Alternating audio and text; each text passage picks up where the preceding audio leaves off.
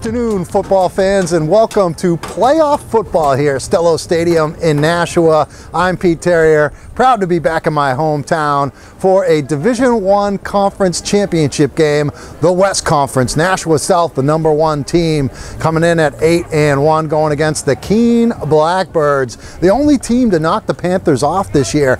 They're 7-2, and the #2 team in the Western Conference. These two teams met up a couple of weeks ago out west in Keene, and the Blackbirds won 42-28. It was a 14-0 game early.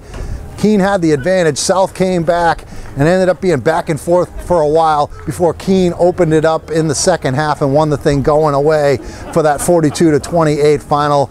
Keene getting a little help along the way from another Nashua school as Nashua North knocked off Bishop Girton, really paving the way for Keene to get in the playoffs. There had been a lot of talk that the Blackbirds weren't even going to be in the playoffs despite that stellar record, but they are in, and we got a great football game for you this afternoon. Matchup of two outstanding quarterbacks, Trevor Knight for Nashua South, Alex Parento for Keene. Parento wasn't even the starter at quarterback for Coach John Lupa at the beginning of this season, but he ended up getting the job early in the season as they took Hunter Masuku, the sophomore quarterback who had started the season, and moved Parento in, and it's been great results for the Blackbirds. Can't wait to get this one going. We're way early, so the crowd's still kind of filing in. We expect a pretty good crowd here. Cold day, a little bit of wind, but it's playoff football. It's November. It's Nashua South against Keene, and you're watching it right here on nhsportspage.com.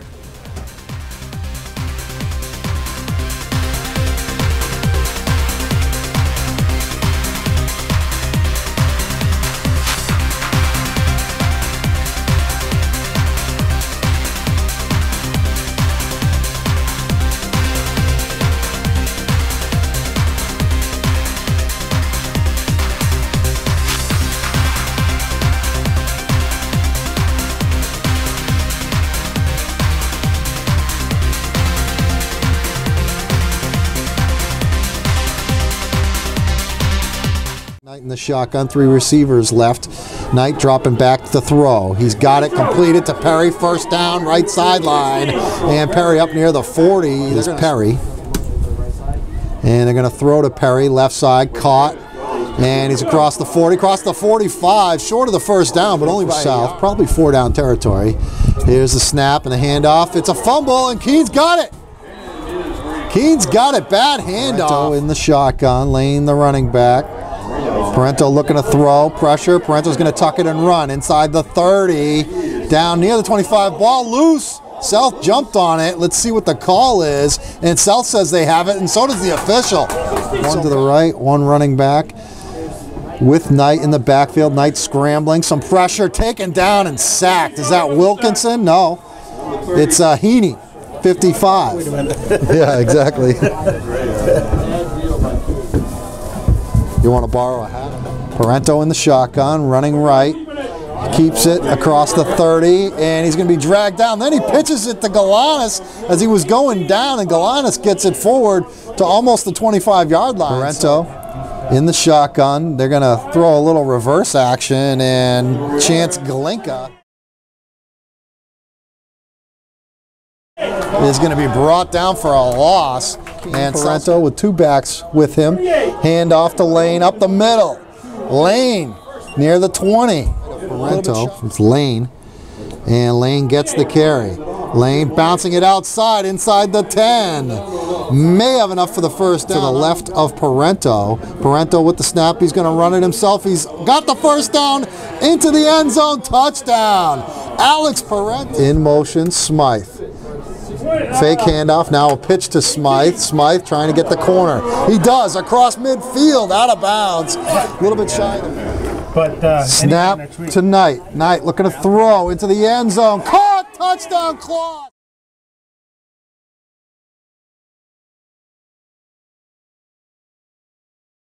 Jesse Kloss with the touchdown, 17-yard pass. To his right and a step behind him. Parento looking to throw over the middle. Complete. Big hit, first down. Riley Morris with the grab. And they've got a couple of timeouts left. Parento keeps it across the 50. Inside South territory, down the sideline, down to the 25. They're going to spot him out of bounds at the 24. Here comes a flag in late. So it is a personal foul against South. So not sure if bunch formation as far as the receivers go. Parento throws over the middle, touchdown. Singer. Isaiah Singer. Keene territory, minute 45 left to go. Knight with the run up the middle. Knight free. He might take it all the way. Trevor Knight, 48-yard touchdown run right up the middle. South back within one, pending the extra point. Parento gets the snap, the pitch to Lane running right. Lane trying to get around the defenders, taken down by DeCarteret. Big loss on the play, back at about the 31-yard line. If anybody knows Keene sports, it's Jim Fennell.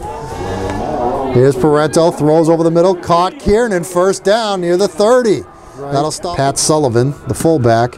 Parento straight back to pass. Now he's going to tuck it and run inside the 30, inside the 25, inside the 20. Down the left sideline, got out of bounds with 8.1 seconds left to go. Deep backfield, 4 receivers to the right for Parento, and he's rolling right. Parento still running, throws short, caught by Singer, and it's going to be shy of the first down. Eric Zecca, the kicker.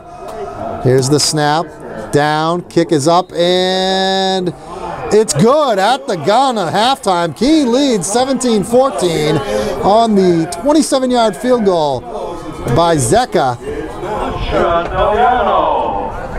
Percussion instructor is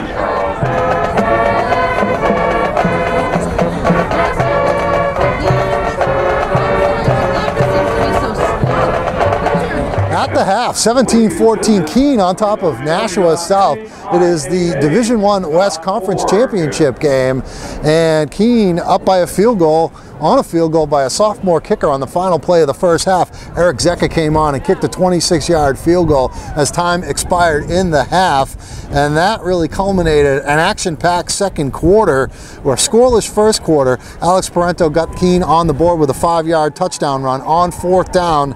Zecca missed the kick. It was blocked, a low kick, so it was 6-0 Keene about midway through the second quarter, and then Trevor Knight answering with a 17-yard touchdown pass to Jesse Kloss, and the Gitaboni point after kick made it 7-6 Nashua South, 5:04 left to go in the half, and then back the other way, Parento, 11-yard touchdown pass to Isaiah Singer.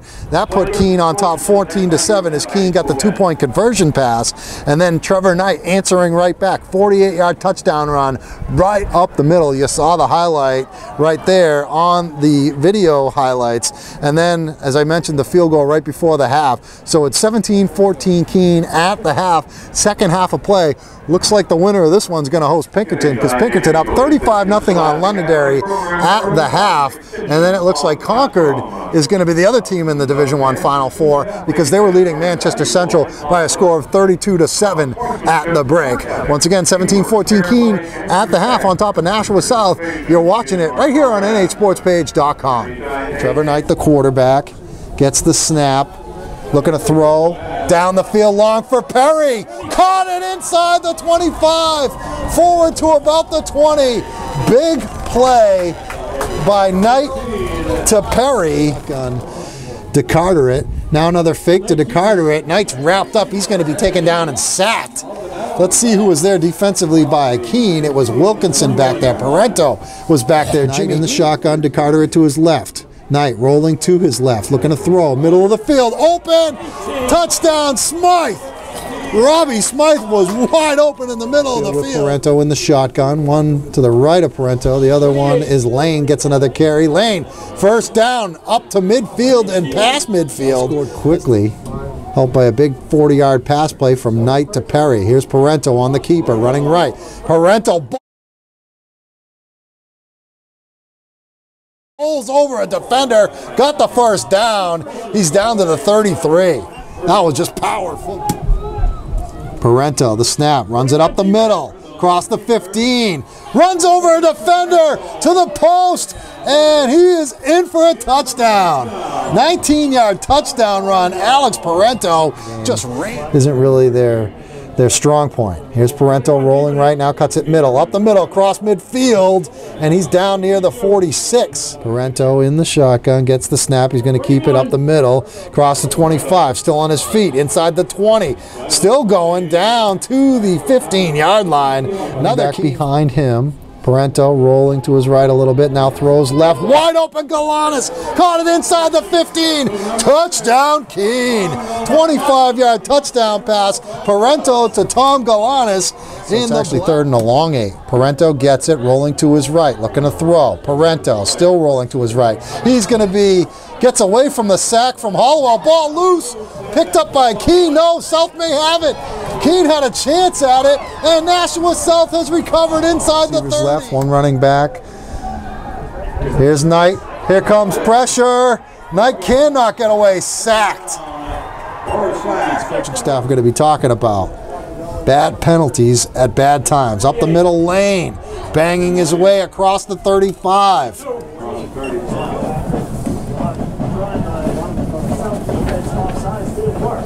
Thanksgiving Day is coming. Parento, the snap, hands it off to Lane again. Lane across the 30, got the first down, still going. Lane towards the goal line, tripped up right before the goal line. Here's the snap, hand off Lane. This time he's in.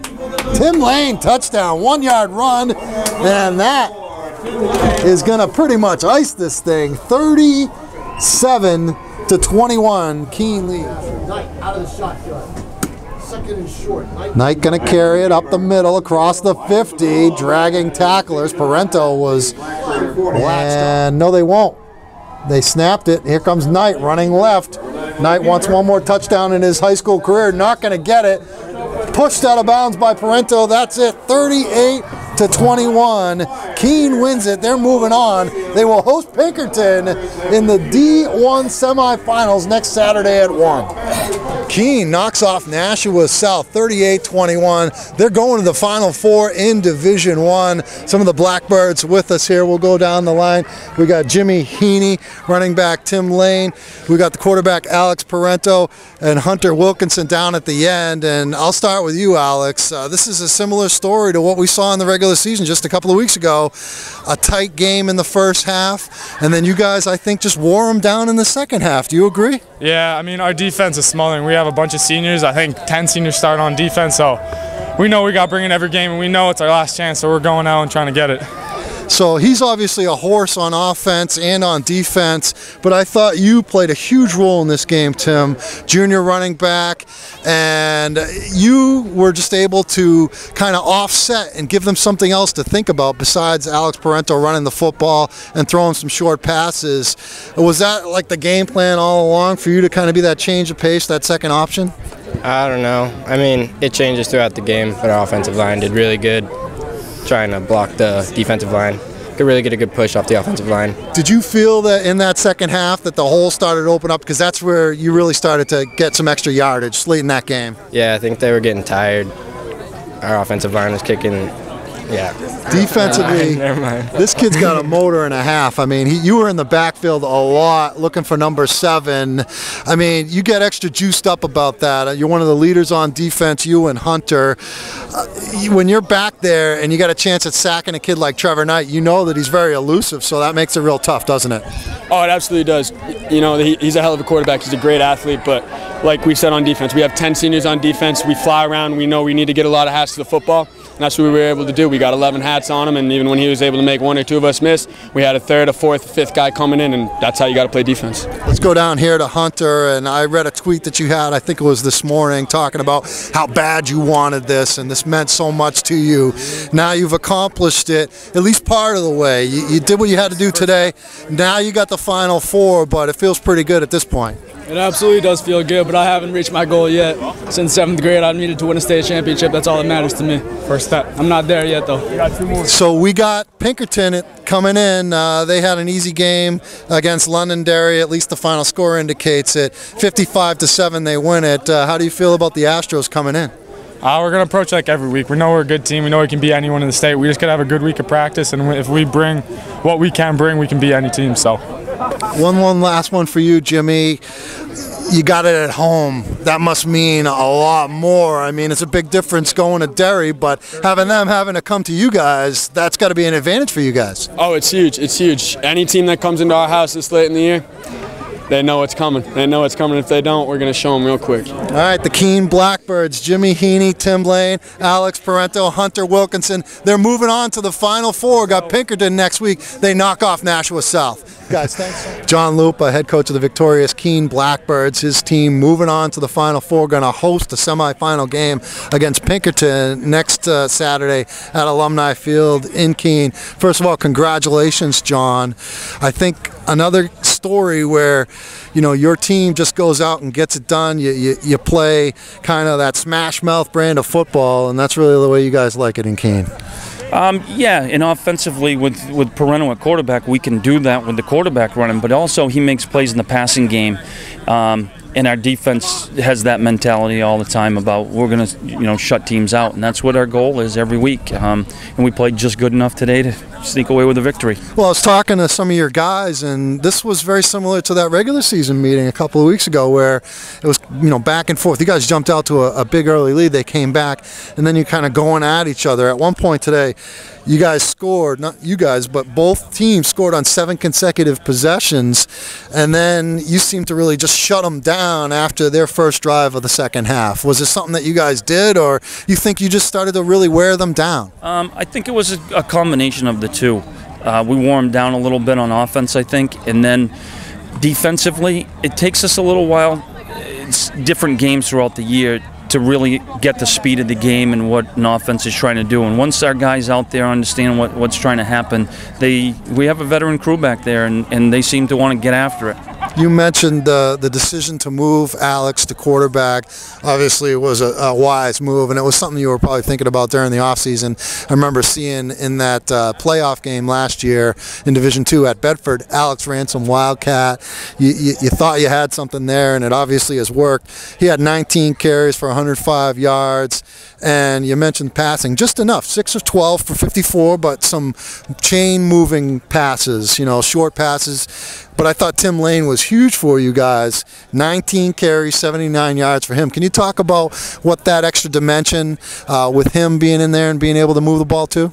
Yeah, he's been huge for us. You know, and he was hurt. He got hurt the day before the first game of the year, and he hasn't really been healthy until about 3 weeks ago. 5 weeks ago, I finally said, listen, we're going to shut you down because we need to make a push at this at the end. And looking at the schedule and how it was, we knew we were going to need him, you know, to do what we did today and get to this point. And he got healthy, and he just gives us a whole nother dimension. He had 3 or 4 runs today where he was just this close to breaking them for long runs, and he had a couple of big runs for us, a couple of big first downs, holds onto the football and runs hard. It's huge because you can't just key on one kid. That defense was stifling, especially in the second half after that drive for Nashua South to open the second half with a score. And that's a good football team, an explosive offense led by Trevor Knight. And I thought you guys were tremendous today. Thank you. I give all the credit to our guys. Our guys just really get after it, and they listen, they focus, they watch a lot of film, they understand what their responsibilities are, and they just get after it. Does it seem like a long time ago when it looked like you guys are going to be the team on the outside looking at a playoff spot despite a really good record? What's funny is that's you guys talking, not us. We knew if we took care of our business, we were going to be fine. And you know, I just said, hard work, keep working hard, and good things will happen. And our guys did that, and we're here, and we're hosting a playoff game next weekend, which means we're one of the top teams in the state. And you're hosting a team, Pinkerton, that has been in the championship game the last couple of weeks. I think it makes a world of difference, you guys being at home, having them come out there. I mean, obviously you'd rather have that than going into Derry. Yeah, anytime you can get a home playoff game, you feel fortunate, and you just have to come out and we have to prepare this week. And as soon as we get off the bus, that's all we're going to think about is Pinkerton and watch film and do what we have to do to prepare for next Saturday. Well, great win by the Blackbirds today. Congratulations, Coach. Thank you. Thank you. Standing here with Nashua South coach Scott Knight. Obviously, disappointing way to end your season, any season, 38-21. I just thought this was very similar to the regular season game where it was nip and tuck for a while, but they just wore you down, I think, in the second half. Do you agree? Yeah, we were. They're better and more experienced than us up front, and that's, you know, it's all the guys. It's a game of blocking and tackling, and well, they blocked and tackled better than we did. And Alex Parento, obviously a real tough player. I mean, both sides of the ball. But Coach Lupa made the decision to put him in at quarterback, and that proved out to be a really good move because when he's there quarterback, he just does enough with the passing game, but he's just real hard to bring down.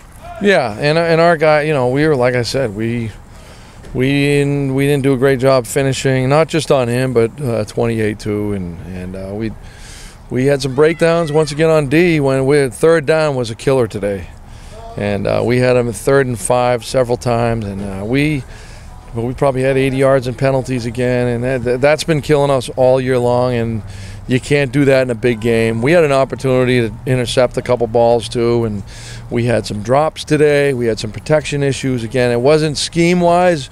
We had guys just getting beat, and I don't have an answer for that. So, how tough is it for you? And I know that you're a team guy and you don't like to focus on one player or whatever. But when your son is your star player and you've been with him now, and I know he's got another game left to go in the Turkey Bowl. But what does that feel for you as a dad and a coach to know that they're not moving on and playing any more games? Yeah, I mean, I feel bad. I feel bad because I know how much it means to him.